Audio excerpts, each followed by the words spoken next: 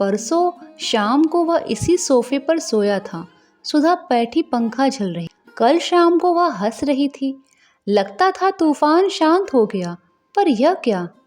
अंतर्द्वंद ने यह कैसा रूप ले लिया? और क्यों ले लिया? जब वह अपने मन को शांत रख सकता है, जब वह सभी कुछ हंसते हंसते बर्दाश्त कर सकता है, तो सुधा क्यों नहीं कर सकती? उसने आज तक अपनी सांसों से सुधा का निर्माण किया है, सुधा को तिल तिल बनाया, सजाया संवारा है। फिर सुधा में यह कमजोरी क्यों? क्या उसने यह रास्ता अख्तियार करके भूल की? क्या सुधा भी एक साधारण सी लड़की है जिसके प्रेम और घृणा का स्तर उतना ही साधारण है? माना उसने अपने दोनों के लिए एक ऐसा रास्ता अपनाया है जो विलक्षण है, लेकिन इससे क्या? सुधा और वह दोनों ही क्या विलक्षण नहीं हैं? फिर सुधा क्यों बिखर रही है? लड़कियां भावना की ही बनी होती हैं, साधना उन्हें आती ही नहीं है क्या? उसने सुधा का गलत मूल्यांकन किया था। क्या सुधा इस तलवार की धार पर चलने में असमर्थ साबित होगी? यह तो चंदर की हार थी। और फिर सुधा ऐसी ही रही तो चंदर? सुधा चंदर की आत्मा है, इसे अब चंदर खूब अच्छी तरह पहचान गया। तो क्या अपनी ही आत्मा को घोंट डालने की हत्या का पाप चंदर के सिर पर है? तो क्या त्याग मात्र नाम ही है? क्या पुरुष और नारी के संबंध का एक ही रास्ता है प्रणय, विवाह और तृप्ति? पवित्रता, त्याग और दूरी क्या संबंधों को, विश्वासों को जिंदा नहीं रखने दे सकते? तो फिर सुधा और पम्मी में क्या अंतर है? क्या सुधा के हृदय में इतने समीप रहकर, सुधा के व्यक्तित्व में घुल मिलकर, और आज सुधा को इतने अंतर पर डालकर चंदर पाप कर रहा है? तो क्या फूल को तोड़कर अपने ही बटन होल में लगा लेना ही पुण्य है? और दूसरा रास्ता गर्हित है, विनाशकारी है। क्यों उसने सुधा का व्यक्तित्व तोड़ दिया है? क्यों उसने सुधा का व्यक्तित्व तोड़ दिया है? किसी ने उसके कंधे पर हाथ रखा, विचार श्रृंखला टूट गई। बिनती थी। क्या सोच रहे हैं आप? बिनती ने बहुत ही स्नेहपूर्वक पूछा। कुछ नहीं। नहीं बताइएगा, हम नहीं जान सकते। बिनती के स्वर में ऐसा आग्रह, ऐसा अपनापन, ऐसी निश्चलता रहती थी कि चंदर अपने को कभी रोक ही नहीं पाता था, छिपा नहीं पाता था। कुछ नहीं बिनती, तुम कहती हो सुधा को इतने अंतर पर मैंने रखा तो मैं देवता हूँ। सुधा कहती है मैंने अंतर पर रखा, मैंने पाप किया। जाने क्या किया है मैंने? क्या मुझे कम तकलीफ है? मेरा जीवन आजकल किस तरह घायल हो गया है मैं जानता हूँ। एक पल मुझे आराम नहीं मिलता। क्या उतनी सजा काफी नहीं थी जो सुधा को भी किस्मत यह दंड दे रही है? मुझी को सभी बेचैनी और दुख मिल जाता है। सुधा को मेरे पाप का दंड क्यों मिल रहा है? बिनती, तुमसे अब कुछ नहीं छिपा। जिसको मैं अपनी सांसों में दुबका कर इंद्रधनुष के लोक तक ले गया, आज हवा के झोंके उसे बादलों की ऊंचाई से क्यों ढकेल देना चाहते हैं? और मैं कुछ भी नहीं कर सकता। इतनी देर बाद बिनती के ममता भरे स्पर्श से चंदर की आंखें छलछला गई। छी, आप समझदार हैं। दीदी ठीक हो जाएंगी, घबराने से काम नहीं चलेगा ना। आपको हमारी कसम है, उदास मत होइए, कुछ सोचिए मत। दीदी बीमार हैं, आप इस तरह से करेंगे तो कैसे काम चलेगा? उठिए, दीदी बुला रही हैं। चंदर गया। सुधा ने इशारे से पास बुलाकर बैठा लिया। चंदर, हमारा दिमाग ठीक नहीं है, बैठ जाओ, लेकिन कुछ मत बोलना, बैठे रहो। उसके बाद दिन भर अजब सा गुजरा। जब जब चंदर ने उठने की कोशिश की, सुधा ने उसे खींच कर बैठा लिया। घर तो उसे जाने ही नहीं दिया। बिनती वहीं खाना ले आई। सुधा कभी चंदर की ओर देख लेती, फिर तकिए में मुंह गड़ा लेती। बोली एक शब्द भी नहीं, लेकिन उसकी आंखों में अजब सी कातरता थी। पापा आए, घंटों बैठे रहे। पापा चले गए तो उसने चंदर का हाथ अपने हाथ में ले लिया, करवट बदली और तकिए पर अपने कपोलों से चंदर की हथेली दबाकर लेटी रही। पलकों से कितने ही गरम गरम आंसू छलक कर गालों पर फिसल कर चंदर की हथेली भिगोते रहे। चंदर चुप रहा, लेकिन सुधा के आंसू जैसे नसों के सहारे उसके हृदय में उतर गए और जब हृदय डूबने लगा तो उसकी पलकों पर उतर आए। सुधा ने देखा लेकिन कुछ भी नहीं बोली। घंटा भर बहुत गहरी सांस ली, बेहद उदास मुस्कुरा कर कहा, हम दोनों पागल हो गए हैं, क्यों चंदर? अच्छा, अब शाम हो गई, जरा लॉन पर चले। सुधा चंदर के कंधे पर हाथ रखकर खड़ी हो गई। बिनती ने दवा दी, थर्मामीटर से बुखार देखा, बुखार नहीं था। चंदर ने सुधा के लिए कुर्सी उठाई। सुधा ने हंसकर कहा, चंदर आज बीमार हूं तो कुर्सी उठा रहे हो, मर जाऊंगी तो अर्थी उठाने भी आना, वरना नरक मिलेगा, समझे ना? छी, ऐसा क्यों बोल रही हो? ऐसा ना बोलो दीदी। सुधा लाद में कुर्सी पर बैठ गई, बगल में नीचे चंदर बैठ गया। सुधा ने चंदर का सिर अपनी कुर्सी से टिका दिया और अपनी उंगलियों से चंदर के सूखे होठों को छूते हुए कहा, चंदर आज मैंने तुम्हें बहुत दुखी किया, क्यों? लेकिन जाने क्यों, दुखी न करती तो आज मुझे वह ताकत न मिलती जो मिल गई। और सहसा चंदर के सिर को अपनी गोद में खींचती हुई सुधा ने कहा, आराध्य मेरे, आज तुम्हें बहुत सी बातें बताऊंगी, बहुत सी। बिनती उठकर जाने लगी तो सुधा ने कहा, कहाँ चली? बैठ तो यहाँ, तो गवाह रहेगी, ताकि बाद में चंदर यह ना कह सके कि सुधा कमज़ोर निकली। बिनती बैठ गई।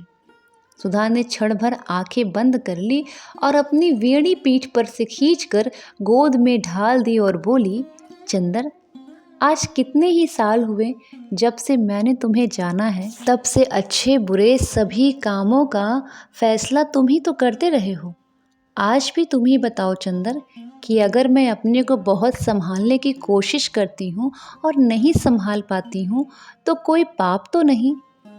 तुम जानते हो चंदर, तुम जितने मजबूत हो उस पर मुझे घमंड है कि तुम कितनी ऊंचाई पर हो। मैं भी उतना ही मजबूत बनने की कोशिश करती हूँ, उतने ही ऊंचे उठने की कोशिश करती हूँ। अगर कभी कभी फिसल जाती हूँ तो यह अपराध तो नहीं? नहीं, चंदर बोला। और अगर अपने उस अंतर्द्वंद के क्षणों में तुम पर कठोर हो जाती हूँ तो तुम सह लेते हो। मैं जानती हूँ तुम मुझे जितना स्नेह करते हो उसमें मेरी सभी दुर्बलताएं खुल जाती हैं। लेकिन आज मैं तुम्हें विश्वास दिलाती हूँ चंदर कि मुझे खुद अपनी दुर्बलताओं पर शर्म आती है और आगे से मैं वैसी ही बनूंगी जैसा तुमने सोचा है चंदर। चंदर कुछ नहीं बोला, सिर्फ घास पर रखे हुए सुधा के पांवों पर अपनी कांपती अंगुलियां रख दी। सुधा कहती गई, चंदर आज से कुछ ही महीने पहले जब गेसु ने मुझसे पूछा था कि तुम्हारा दिल कहीं झुका था तो मैंने इनकार कर दिया था। कल पम्मी ने पूछा, तुम चंदर को प्यार करती हो, तो मैंने इनकार कर दिया था। मैं आज भी इनकार करती हूँ कि मैंने तुम्हें प्यार किया है या तुमने मुझे प्यार किया है। मैं भी समझती हूँ और तुम भी समझते हो, लेकिन यह न तुमसे छिपा है न मुझसे कि तुमने जो कुछ दिया है वह प्यार से कहीं ज़्यादा ऊंचा और प्यार से कहीं ज़्यादा महान है। मैं ब्याह नहीं करना चाहती थी, मैंने परसों इनकार कर दिया था। इतनी रोई थी, खींची थी, बाद में मैंने सोचा कि यह गलत है, यह स्वार्थ है। जब पापा मुझे इतना प्यार करते हैं तो मुझे उनका दिल नहीं दुखाना चाहिए। पर मन के अंदर की जो खींच थी, जो कुढ़न थी, वह कहीं तो उतरती। वह मैं अपने पर उतार देना चाहती थी। मन में आता था अपने को कितना कष्ट दे डालूं, इसलिए अपने गैरेज में जाकर मोटर संभाल रही थी, लेकिन वहाँ भी असफल रही और अंत में वह खींच अपने मन पर भी न उतार कर उस पर उतारी जिसको मैंने अपने से भी बढ़कर माना है। वह खींच तुम पर उतरी। चंदर ने सुधा की ओर देखा। सुधा मुस्कुरा कर बोली, ऐसे ना देखो, यह मत समझो कि अपने आज के व्यवहार के लिए मैं तुमसे क्षमा मांगूंगी। मैं जानती हूँ मांगने से तुम दुखी भी होगे और डांटने भी लगोगे। खैर, आज से मैं अपना रास्ता पहचान गई हूँ। मैं जानती हूँ कि मुझे कितना संभल कर चलना है। तुम्हारे सपने को पूरा करने के लिए मुझे अपने को क्या बनाना होगा, यह भी मैं समझ गई हूँ। मैं खुश रहूँगी, सबल रहूँगी और सशक्त रहूँगी, और जो रास्ता तुम दिखलाओगे उधर ही चलूँगी। लेकिन एक बात बताओ चंदर, मैंने ब्याह कर लिया, वहाँ सुखी न रह पाई, फिर और उन्हें वह भावना उपासना नहीं दे पाई, फिर तुम्हें दुख हुआ तब? चंदर ने घास का एक तिनका तोड़कर कहा, देखो सुधा, एक बात बताओ, अगर मैं तुम्हें कुछ कह देता हूँ और उसे तुम मुझी को वापस दे देती हो तो बहुत ऊंची बात नहीं हुई। अगर मैंने तुम्हें सचमुच ही स्नेह या पवित्रता जो कुछ भी दिया है, उसे तुम उन सभी के जीवन में ही क्यों नहीं प्रतिफलित कर सकती हो जो तुम्हारे जीवन में आते हैं, चाहे वह पति ही क्यों न हो। तुम्हारे मन के अक्षय स्नेह भंडार के उपयोग में इतनी कृपणता क्यों? मेरा सपना कुछ और ही है सुधा। आज तक तुम्हारी सांसों के अमृत ने ही मुझे यह सामग्री दी कि मैं अपने जीवन में कुछ कर सकूं, और मैं भी यही चाहता हूं कि तुम्हें वह स्नेह दूं जो कभी घटे न। जितना बांटो उतना बढ़े, और इतना मुझे विश्वास है कि यदि तुम स्नेह की एक बूंद दो तो मनुष्य क्या से क्या हो सकता है। अगर वही स्नेह रहेगा तो तुम्हारे पति को कोई असंतोष क्या हो सकता है। और फिर कैलाश तो इतना अच्छा लड़का है और उसका जीवन इतना ऊंचा है कि तुम उसकी जिंदगी में ऐसी लगोगी जैसे अंगूठी में हीरा। और जहाँ तक तुम्हारा अपना सवाल है, मैं तुमसे भीख मांगता हूँ कि अपना सब कुछ खोकर भी अगर मुझे कोई संतोष रहेगा तो यह देखकर कि मेरी सुधा अपने जीवन में कितनी ऊंची है। मैं तुमसे इस विश्वास की भीख मांगता हूँ। छी, मुझसे बड़े हो चंदर, ऐसी बातें नहीं कहते। लेकिन एक बात है, मैं जानती हूँ कि मैं चंद्रमा हूँ, सूर्य की किरणों से ही जिसमें चमक आती है। तुमने जैसे आज तक मुझे संवारा है, आगे भी तुम अपनी रोशनी अगर मेरी आत्मा में भरते गए तो मैं अपना भविष्य भी नहीं पहचान सकूंगी। समझे? समझा पगली कहीं की। थोड़ी देर चंदर चुप बैठा रहा, फिर सुधा के पांवों से सिर टिकाकर बोला, परेशान कर डाला 3 रोज से। सूरत तो देखो कैसे निकल गई है, और बैसाखी को कुल 4 रोज रह गए हैं। अब मत दिमाग बिगाड़ना, वे लोग आते ही होंगे। बिनती, दवा ले आ। बिनती उठकर गई तो सुधा बोली, हटो, अब हम घास पर बैठेंगे। और घास पर बैठकर वह बोली, लेकिन एक बात है, आज से लेकर ब्याह तक तुम हर अवसर पर हमारे सामने रहना। जो कहोगे हम करते जाएंगे। हाँ, हम जानते हैं, चंदर ने कहा और कुछ दूर हटकर घास पर लेट गया और आकाश की ओर देखने लगा। शाम हो गई थी और दिन भर की उड़ी हुई धूल अब बहुत कुछ बैठ गई थी। आकाश के बादल ठहरे हुए थे और उन पर अरुणाई छलक रही थी। एक दुरंगी पतंग बहुत ऊंचे पर उड़ रही थी। चंदर का मन भारी था। हालांकि जो तूफान परसों उठा था वह खत्म हो गया था, लेकिन चंदर का मन अभी मरा मरा हुआ सा था। वह चुपचाप लेटा रहा। बिनती दवा और पानी ले आई। दवा पीकर सुधा बोली, क्यों चुप क्यों हो चंदर? कोई बात नहीं। फिर बोलते क्यों नहीं? देखा बिनती, अभी अभी क्या कह रहे थे और अब देखो इन्हें। सुधा बोली, हम अभी बताते हैं इन्हें। बिनती बोली और गिलास में थोड़ा सा पानी लेकर चंदर के ऊपर फेंक दिया। चंदर चौंक कर उठ बैठा और बिगड़ कर बोला, यह क्या बदतमीजी है? अपनी दीदी को यह सब दुलार दिखाया करो। तो क्यों ऐसे पड़े थे? बात करेंगे ऋषि मुनियों जैसे, उदास रहेंगे बच्चों की तरह। वाह रे चंदर बाबू, बिनती ने हंसकर कहा। दीदी, ठीक किया ना मैंने? बिल्कुल ठीक, ऐसे ही इनका दिमाग ठीक होगा। इतने में डॉक्टर शुक्ला आए और कुर्सी पर बैठ गए। सुधा के माथे पर हाथ रखकर देखा, अब तो तू ठीक है? हाँ पापा। बिनती, कल तुम्हारी माता जी आ रही हैं, अब बैसाखी की तैयारी करनी है। सुधा के जेठ आ रहे हैं और सास। सुधा चुपचाप उठकर चली गई। चंदर, बिनती और डॉक्टर साहब बैठे उस दिन का बहुत सा कार्यक्रम बनाते रहे। चंदर को सबसे बड़ा संतोष था कि सुधा ठीक हो गई थी। बैसाख पूनों के एक दिन पहले ही बिनती ने इस घर को साफ कर डाला और फिर घर चमक उठा। यह बात तो दूसरी है कि स्टडी रूम की सफाई में बिंती ने चंदर के बहुत से कागज बुहार कर फेंक दिए थे और आंगन धोते वक्त उसने चंदर के कपड़ों को छींटों से तर कर दिया था। उसके बदले में चंदर ने बिंती को डांटा और सुधा देख देख कर हंस रही थी। कह रही थी, तुम क्यों चिढ़ रहे हो, तुम्हें देखने थोड़े ही आ रही है हमारी सास। बैसाखी पूनों की सुबह डॉक्टर साहब और बुआ जी गाड़ी लेकर उनको लीवा लाने के लिए गए। चंदर बाहर बरामदे में बैठा अखबार पढ़ रहा था और सुधा अंदर कमरे में बैठी थी। अब 2 दिन उसे बहुत दब ढक कर रहना होगा। वह बाहर नहीं घूम सकती थी क्योंकि जाने कैसे और कब उसकी सास आ जाए और देख लें। बुआ उसे समझा गई थी कि उसने एक गंभीर आज्ञाकारी लड़की की तरह मान लिया था और अपने कमरे में चुपचाप बैठी थी। बिनती कढ़ी के लिए बेसन फेंट रही थी और महाराजी ने रसोई में दूध चढ़ा रखा था। सुधा चुपके से आई, किवाड़ की आड़ से देखा कि पापा और बुआ की मोटर आ तो नहीं रही है। जब देखा कि कोई नहीं है तो आकर चुप्पे से खड़ी हो गई और पीछे से चंदर के हाथ से अखबार ले लिया।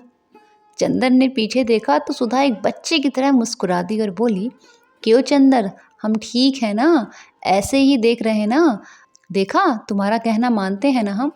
हाँ सुधी, तभी तो हम तुमको इतना दुलार करते हैं। लेकिन चंदर, आज एक बार रो लेने दो, फिर उनके सामने नहीं रो सकेंगे। और सुधा का गला रूंध गया और आंख छलछला गई। छी सुधा, चंदर ने कहा। अच्छा नहीं नहीं, और झटके से सुधा ने आंसू पोंछ लिए। इतने में गेट पर किसी कार की भोंपू सुनाई पड़ी और सुधा भाग गई। अरे यह तो पम्मी की कार है, चंदर बोला। सुधा रुक गई। पम्मी ने पोर्टिको में आकर कार रोकी। हेलो मेरे जुड़वा मित्र, क्या हाल है तुम लोगों का, और हाथ मिलाकर बेतकल्लुफी से कुर्सी खींचकर बैठ गई। इन्हें अंदर ले चलो चंदर, वरना अभी वे लोग आते होंगे। सुधा बोली, नहीं मुझे बहुत जल्दी है, आज शाम को बाहर जा रही हूँ। बर्टी अब मसूरी चला गया है, वहाँ से उसने मुझे भी बुलाया है। उसके हाथ में कहीं शिकार में चोट लग गई थी। मैं तो आज जा रही हूँ। सुधा बोली, हमें ले चलिएगा? चलिए कपूर, तुम भी चलो, जुलाई में लौट आना, पम्मी ने कहा। जब अगले साल हम लोगों की मित्रता की वर्षगांठ होगी तो मैं चलूँगा, चंदर ने कहा। अच्छा विदा, पम्मी बोली। चंदर और सुधा ने हाथ जोड़े तो पम्मी ने आगे बढ़कर सुधा का मुंह हथेलियों में उठाकर उसकी पलकें चूम ली और बोली, मुझे तुम्हारी पलकें बहुत अच्छी लगती हैं। अरे इनमें आंसुओं का स्वाद है, अभी रोई थी क्या? सुधा झेप गई। चंदर के कंधे पर हाथ रखकर पम्मी ने कहा, कपूर तुम खत जरूर लिखते रहना, चलते तो बड़ा अच्छा रहता। अच्छा, आप दोनों मित्रों का समय अच्छी तरह बीते और पम्मी चल दी। थोड़ी देर में डॉक्टर साहब की कार आई। सुधा ने अपने कमरे के दरवाजे बंद कर लिए। बिनती ने सिर पर पल्ला ढक लिया और चंदर दौड़कर बाहर आ गया। डॉक्टर साहब के साथ जो सज्जन उतरे थे वे ठिगने से गोरे से गोल चेहरे के कुलीन सज्जन थे और खद्दर का कुर्ता और धोती पहने हुए थे। हाथ में एक छोटा सा सफरी बैग था। चंदर ने लेने को हाथ बढ़ाया तो हंसकर बोले, नहीं जी, क्या इतना सा बैग ले चलने में मेरा हाथ थक जाएगा? आप लोग तो खातिर करके मुझे महत्वपूर्ण बना देंगे। सब लोग स्टडी रूम में गए। वहीं डॉक्टर शुक्ला ने परिचय कराया, यह हमारे शिष्य और लड़के प्रांत के होनहार अर्थशास्त्री चंद्र कुमार कपूर और आप शाहजहांपुर के प्रसिद्ध कांग्रेसी कार्यकर्ता और म्युनिसिपल कमिश्नर श्री शंकर लाल मिश्र। अब तू नहाए लेव शंकरी, फिर चाय ठंडाए जाइए, बुआ जी ने आकर कहा। आज बुआ जी ने बहुत दिनों पहले की बूटीदार साड़ी पहन रखी थी और शायद वह खुश थी क्योंकि बिनती को डांट नहीं रही थी। नहीं, मैं तो वेटिंग रूम में नहा चुका, चाय में पीता नहीं, खाना ही तैयार कराइए। और घड़ी देखकर शंकर बाबू बोले, मुझे ज़रा स्वराज्य भवन जाना है और 2 बजे की गाड़ी से वापस चले जाना है और शायद उधर से ही चला जाऊंगा। उन्होंने बहुत ही मीठे स्वर में मुस्कुराते हुए कहा। यह तो अच्छा नहीं लगता कि आप आए और कुछ देर रुके भी नहीं, चले गए। डॉक्टर शुक्ला बोले, हाँ मैं खुद रुकना चाहता था लेकिन माँ जी की तबीयत ठीक नहीं है। कैलाश भी कानपुर गया हुआ है, मुझे जल्दी जाना चाहिए। बिनती ने लाकर थाली रखी। चंदर ने आश्चर्य से डॉक्टर साहब की ओर देखा। वे हंसकर बोले, भाई यह लोग तुम्हारी तरह छूत पात नहीं मानते। शंकर तुम्हारे संप्रदाय के हैं, यही कच्चा खाना खा लेंगे। इन्हें ब्राह्मणात कहत के हैं, ई तक किरिस्तान हैं, हमरो धर्म बिगाड़िन हिया आए के। बुआ जी बोली, बुआ जी ने यह शादी तय कराई थी, लड़का बताया था, और दूर के रिश्ते से वे कैलाश और शंकर की भाभी लगती थी। शंकर बाबू ने हाथ धोए और कुर्सी खींचकर बैठ गए। चंदर की ओर देखकर बोले, आइए होनहार डॉक्टर साहब, आप तो मेरे साथ खा सकते हैं। नहीं, आप खाइए, चंदर ने तकल्लुफ करते हुए कहा। अजी वाह, मैं ब्राह्मण हूँ शुद्ध, मेरे साथ खाकर आपको जल्दी मोक्ष मिल जाएगा। कहीं हाथ में तरकारी लगी रह गई तो आपके लिए स्वर्ग का फाटक फौरन खुल जाएगा, खाओ। दो कौर खाने के बाद शंकर बाबू ने बुआ जी से कहा, यही बहू है जो लड़की थाली रख गई थी? अरे राम कहो, वो तो हमार छोरी है बिनती, पहचानत हो न? पिछले साल तो मुन्ने के विवाह में देखे हो वो, बुआ जी बोली। शंकर बाबू कैलाश से काफ़ी बड़े थे, लेकिन देखने में बहुत ही बड़े नहीं लगते थे। खाते पीते बोले, डॉक्टर साहब, लड़की से कहिए रोटी दे जाए, मैं इसी तरह देख लूँगा और ज़्यादा तड़क भड़क की ज़रूरत नहीं है। डॉक्टर साहब ने बुआ जी को इशारा किया और वे उठकर चली गईं। थोड़ी देर के बाद सुधा आ गई। सादी सफ़ेद धोती पहने, हाथ में रोटी लिए दरवाजे पर आकर हिचकी। फिर आकर चंदर से बोली, रोटी लोगे? और बिना चंदर की आवाज़ सुने रोटी चंदर के आगे रखकर बोली, और क्या चाहिए? मुझे कढ़ी चाहिए, शंकर बाबू ने कहा। सुधा गई, कढ़ी लेकर आई, शंकर बाबू के सामने रख दी। शंकर बाबू ने आंखें उठाकर सुधा की ओर देखा। सुधा ने निगाहें नीची कर ली और चली गई। बहुत अच्छी है लड़की, शंकर बाबू ने कहा। इतनी पढ़ी लिखी लड़की में इतनी शर्म लिहाज नहीं मिलती। सचमुच जैसे आपकी एक ही लड़की थी, आपने उसे खूब बनाया। कैलाश की बिल्कुल योग्य लड़की है। यह तो कहिए डॉक्टर साहब की शिष्टा प्रबल होती है, वरना हमारा कहाँ सौभाग्य था। जब से मेरी पत्नी मरी तभी से माताजी कैलाश के विवाह की जिद कर रही थी। कैलाश अंतर जाति विवाह करना चाहता था, लेकिन हमें तो अपनी जाति में ही इतना अच्छा संबंध मिल गया। तो तोहरे अबहिन कौन बैस हवा गई, तू हो काहे नाही बहुरिया ले ओथ्यो, सुधी के अकेल मन न लगी, बुआ जी ने कहा। शंकर बाबू कुछ नहीं बोले। खाना खाकर उन्होंने हाथ धोए और घड़ी देखा। अब थोड़ा सो लूं या जाने दीजिए, आइए बातें करें हम और आप, उन्होंने चंदर से कहा। 1 बजे तक चंदर शंकर बाबू से बातें करता रहा और डॉक्टर साहब और सुधा वगैरह खाना खाते रहे। शंकर बाबू बहुत हंसमुख थे और बहुत बातूनी भी। चंदर को तो कैलाश से भी ज़्यादा शंकर बाबू पसंद आए। बातें करने से मालूम हुआ कि शंकर बाबू की आयु अभी 30 वर्ष से अधिक की नहीं है। एक 5 वर्ष का बच्चा है और उसी के होने में उनकी पत्नी मर गई। अब वे विवाह नहीं करेंगे। वे गांधीवाद हैं, कांग्रेस के प्रमुख स्थानीय कार्यकर्ता हैं और म्युनिसिपल कमिश्नर हैं। घर के जमींदार हैं। कैलाश बरेली में पढ़ता था। अब भी कैलाश का कोई इरादा किसी प्रकार की नौकरी या व्यापार करने का नहीं है। वह मजदूरों के लिए साप्ताहिक पत्र निकालने का इरादा कर रहा है। वह सुधा को बजाय घर पर रखने के अपने साथ रखेगा, क्योंकि वह सुधा को आगे पढ़ाना चाहता है। सुधा को राजनीति क्षेत्र में ले जाना चाहता है।